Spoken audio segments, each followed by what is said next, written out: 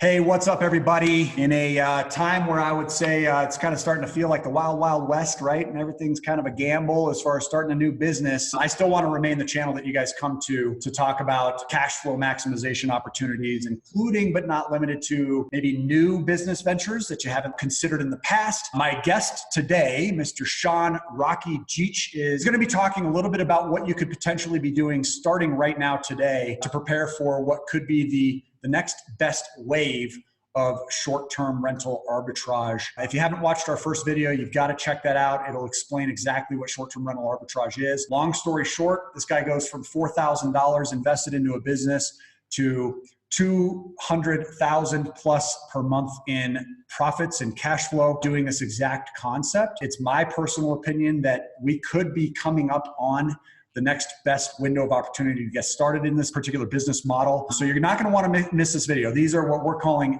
day zero activities. What can you be doing right now to prepare for the upcoming opportunity? Stick around.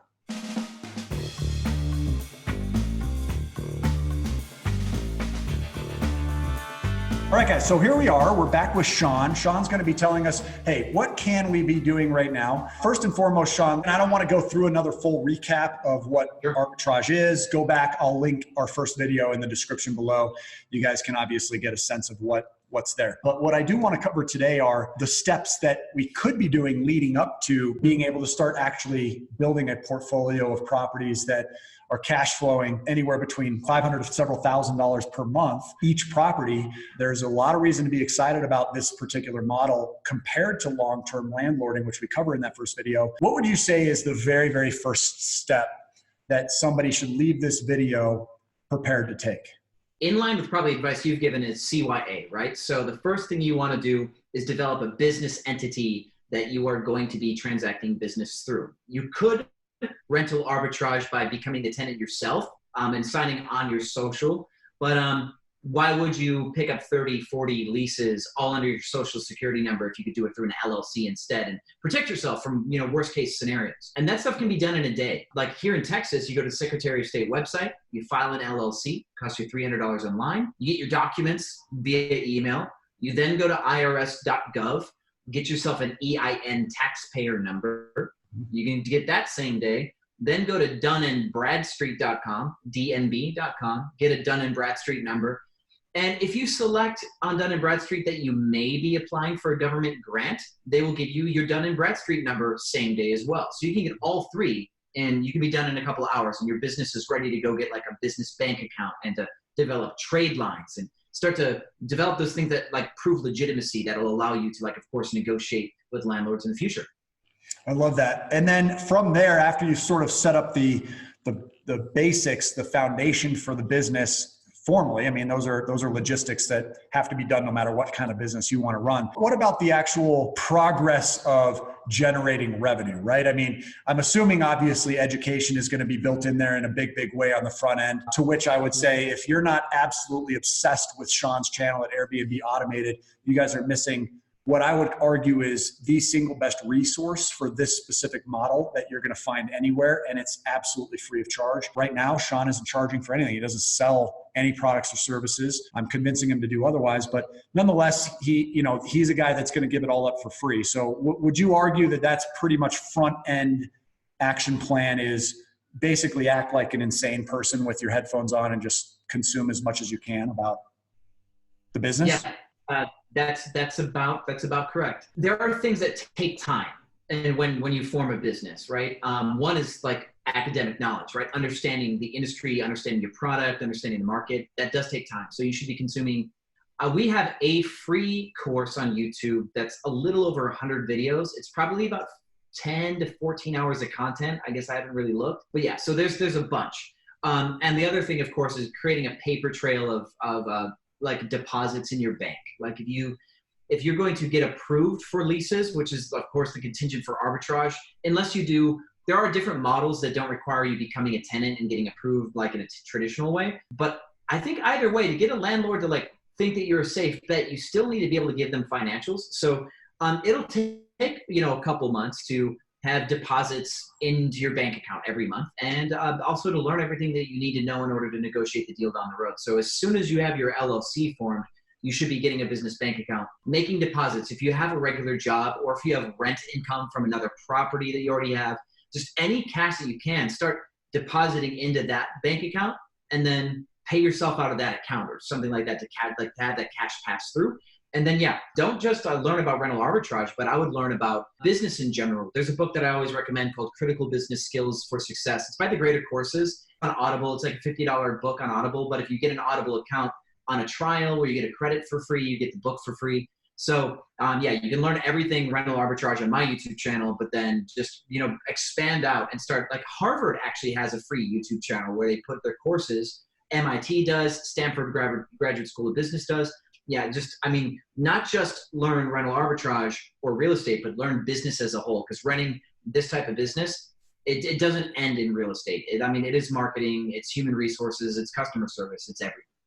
I think it's really terrific advice. In fact, there's another step further that you're able to take by establishing yourself through the formalities of an entity and getting an EIN and really trying to create a brand for yourself by way of what we teach on this channel, which is the credit, capital, and cash flow formula, because you can actually leverage the entity itself into new forms of tools that will give you the opportunity to have access to the capital that you might need to build the business later in life too. And in fact, what we find is that some of the best tools, some of my favorite tools, which come in the way of unsecured business lines of credit, require 2 years of seasoning with an LLC. So getting started sooner versus later always pays off. I've never heard somebody say, oh man, I'm so upset I started so early. Every time I speak with somebody, they all wish the same thing, is that they had started a little bit earlier than they did. So time is definitely a factor working against all of us all the time. So treat it with some level of urgency. Where does building a team fall by way of the timeline of actually getting this going? Because you do have to obviously understand your management. You have to understand your house cleaning and housekeeping services. All of that stuff has to be developed. Where does that fall in terms of this timeline? If you're going to take my literal advice, right? If you're going to do it exactly my way, I'm very much under this belief that you need to be like a DIY CEO right out the gate.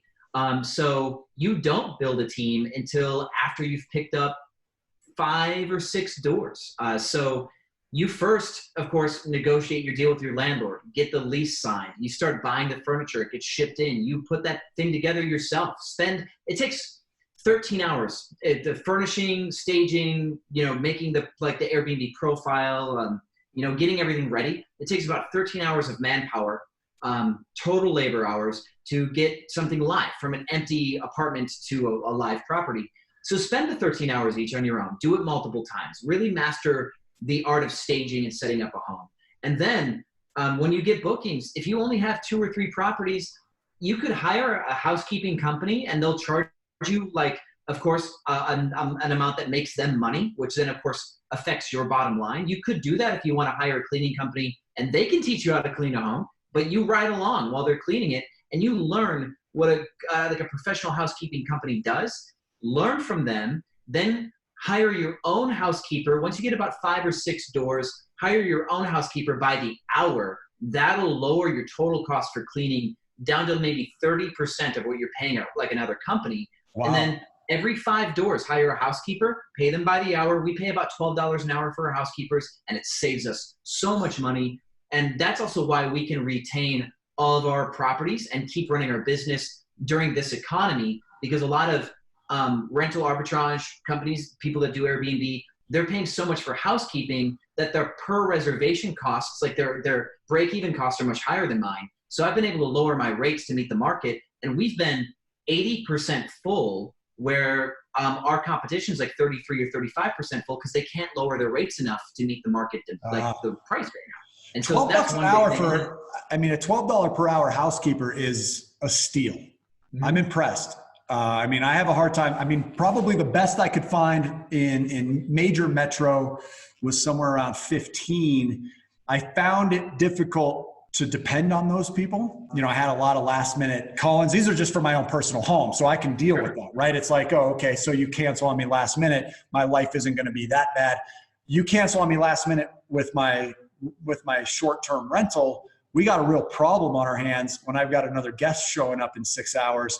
What do you do as far as dependability at those price points? I mean, are you finding that same problem, or do you just have backups that you're sort of relying on? The key here is when you give somebody full-time work, right? When you give somebody enough work hourly, that becomes their real job. You're not just a client, you're their whole source of income.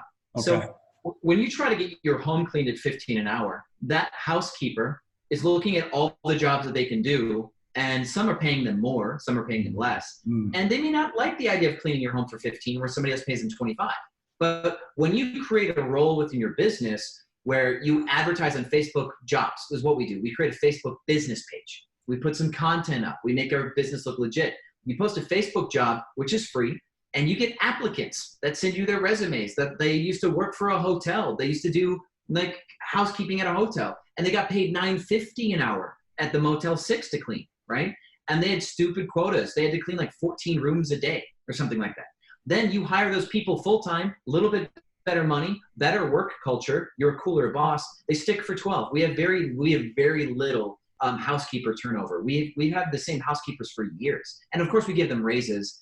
We have housekeepers that'll make like $14 an hour or something after like a couple of raises. But those people who start at 12, we've even started people at 11, maybe even as low as $10.50.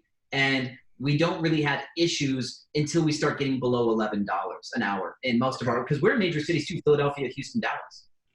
Well, that's a great point. Yeah. I mean, once you're their sole source of revenue, obviously letting you down would be a big mistake, because you're not going to have a choice but to replace them. I mean, I would imagine that you can only handle that once or twice before you say, listen, this just isn't working anymore.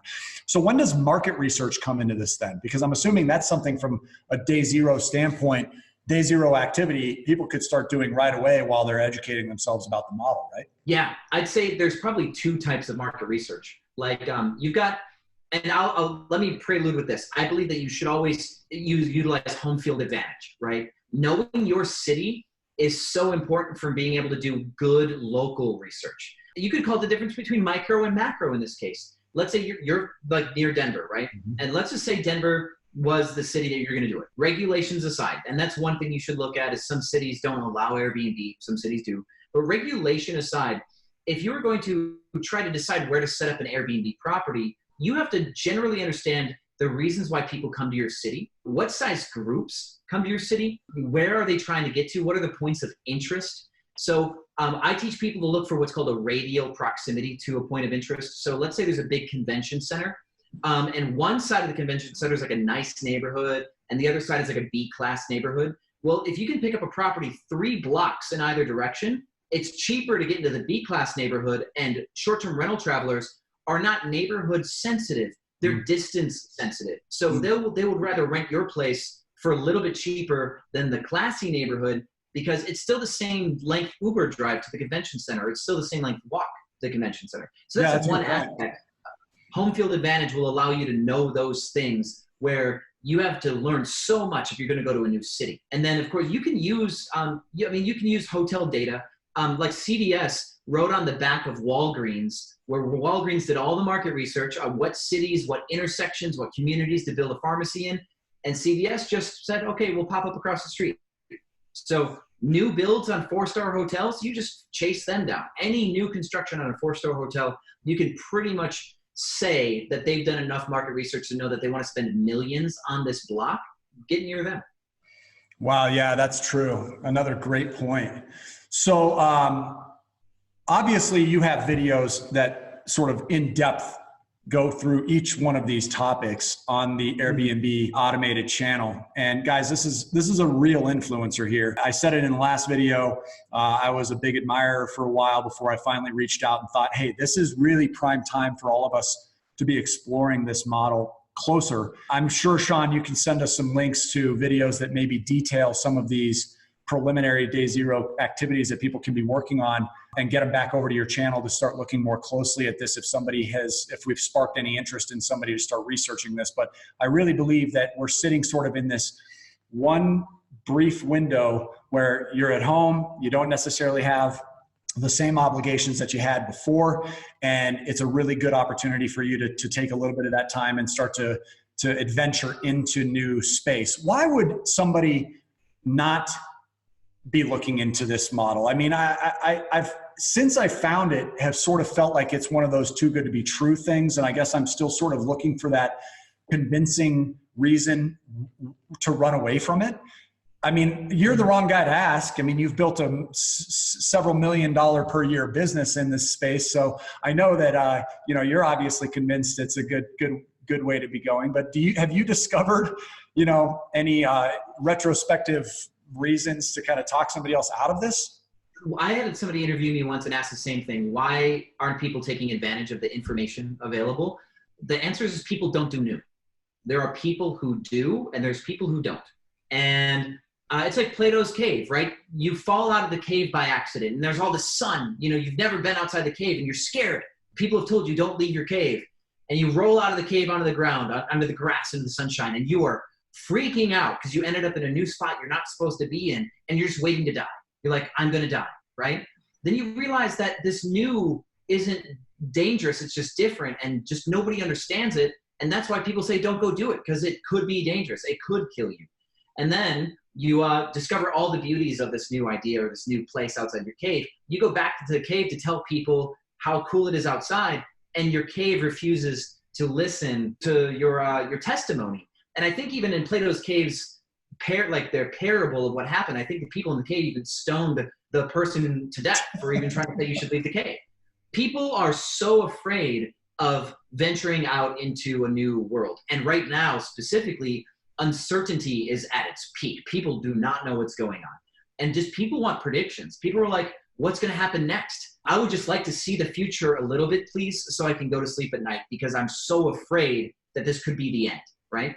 And that's why, especially in a time like now where people are so uncertain, people don't want to do new because there is so much fear of consequence there. And that's why people haven't got into rental arbitrage, is because rental arbitrage is a relatively new idea because it's been made more possible through new technologies. Like Airbnb being the biggest player in the game, they started in 2007, and even the founder of Airbnb didn't believe in the idea. He did rental arbitrage one weekend to cover his rent so they could work on a different company in San Francisco. And they tried to do something else that, like, basically they tried to copy roommates.com until they found out roommates.com existed. They tried everything. And only after their family is like, what are you doing with your life? They're like, we started something called Airbnb Breakfast. And they were like BSing, like, we're entrepreneurs. They realized that they finally had to commit to the idea. So even the founders of Airbnb didn't even think it was a legitimate idea. I can't remember, Y Combinator, the guy that interviewed them for Y Combinator, they're like, people actually do this? People stay in somebody else's home? And they're like, wow, what's wrong with that? So the world's been in disbelief for 10 years on the idea. And if you're talking about people who own properties as their real estate play, people already have this belief system, kind of like we said in a previous video, where people are like raised by analogy to believe the world is a certain way. And you had a hyper successful mentor tell you, Robert Kiyosaki, right? Buy, leverage, buy. Debt is good. Become $1 million in debt. And now you're getting somewhere. And at that point, you believe so strongly that this is the way, Mandalorian, that's what you have to do.